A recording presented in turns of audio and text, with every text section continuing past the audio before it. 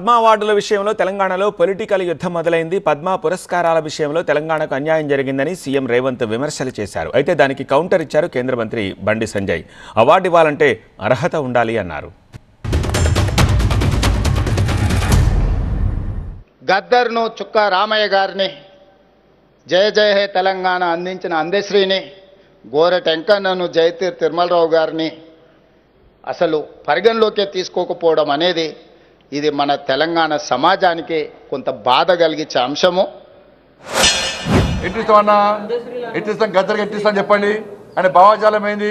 ఎంతమంది భారతీయ జనతా పార్టీ కార్యకర్తలను మర్డర్ చేసిన వ్యక్తులు ఆయన ఎట్టిస్తాం? మేము పక్కా అయ్యాం. మా కార్యకర్తలను చంపితే మా కార్యకర్తలు చంపిన కార్యకర్తలను పాటలు పాడిన వ్యక్తి గద్దర్. అనేక మంది పోలీసులను ఎన్కౌంటర్ చేసిన విషయంలో గద్దర్. ఎట్లిస్తాం?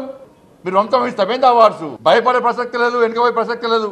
వందల మంది భారతీయ జనతా పార్టీ కార్యకర్తలు నమ్మిన సిద్ధాంతం వస్తే భారత్ మాతా కీ జై అని చెప్పి ఆందోళన చేస్తుంటే నక్సల్స్ భావజాలం గద్దర్ మా కార్యకర్తను హత్య చేయించిండు. ఎన్ఐఏ ఎంక్వైరీ చేసింది గద్దర్ గారి మీద. అనేక మంది పోలీసులను ఎన్కౌంటర్ పేరుతో మర్డర్ చేసిండు.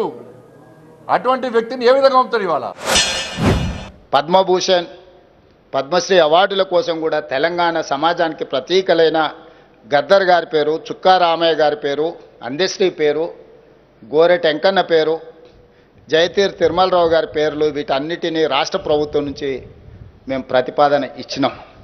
కానీ ఏ ఒక్క పేరు కూడా కేంద్ర ప్రభుత్వం పరిగణలోకి తీసుకోలేదు. ఇది మాకు కొంచెం బాధ కలిగించింది. రాష్ట్ర ప్రభుత్వం ప్రతిపాదనలు పంపే సమయంలో ఎవరి పేరు పంపాలో వాళ్ళ పేరు పంపాలి. కేంద్రం ఆలోచిస్తుంది. మీరు పంపిన పేర్లను ఇస్తారా? ఇది అన్ని ఆలోచిస్తారు. పంపేటప్పుడు కూడా జాగ్రత్తగా పంపాలి. మంచి వ్యక్తుల పేరు పంపాలి. వీళ్ళు మంచి వ్యక్తులు కాదు అంటలేను. పద్మశ్రీ అవార్డు వచ్చేటువంటి స్థాయి వ్యక్తులను పంపాలి. ఈ 4-5 పక్క రాష్ట్రంలో 5 ఇచ్చినప్పుడు కనీసం మనకు ఒకటి తక్కువ ఇచ్చిన 4 ఇచ్చినా కూడా ఈ పెద్దలందరికీ గౌరవం దక్కు ఉండేది. కేంద్ర ప్రభుత్వాలు ఇట్లా మన పట్ల వివక్ష చూపించినప్పుడు మనం ఎక్కడో ఒక దగ్గర మన నిరసన తెలపాల్సిన అవసరం ఉన్నది. ఇది ఈ రాష్ట్రము మరి పోయినసారి వచ్చినాయి, పుట్టుబడి వచ్చింది తెలంగాణకు. అప్పుడు ఏమన్నారు? మరి అప్పుడు ఈ రాష్ట్రము ఆ రాష్ట్రము, ఈ ప్రాంతము ఆ ప్రాంతం అని చెప్పి ఎటువంటి ఆలోచన ఉండదు. ఈ రాష్ట్రానికి ఇవ్వాలి, ఈ రాష్ట్రానికి ఇవ్వద్దని ఎక్కడ ఉండదు. ఇవన్నీ మళ్ళీ ఒకసారి తెలంగాణ సెంటిమెంట్ను మీరు రగిలిసిన తెలంగాణ ప్రజలు అన్నీ తెలుసు.